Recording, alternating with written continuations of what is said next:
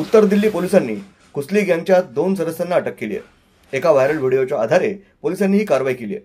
कुस्ली गँगचे सदस्य एखाद्याच्या अंगावर पावडर टाकायचे, त्यामुळे त्याच्या अंगाला खाज आली की त्या व्यक्तीचं लक्ष विचलित व्हायचं आणि हीच संधी साधून ते त्या व्यक्तीच्या वस्तू घेऊन पळून जायचे। त्यामुळे या गँगला सर्वच वैतागले होते।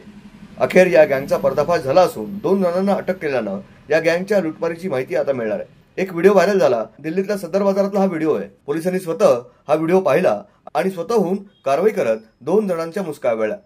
कोणतीही तक्रार आलेली नसताना पोलिसांनी ही कारवाई केली आहे। आता या दोन्ही आरोपींची पोलीस चौकशी करत आहेत। ब्युरो रिपोर्ट, न्यूज डेस्क, महानगरची लाईफलाईन, मेट्रो न्यूज।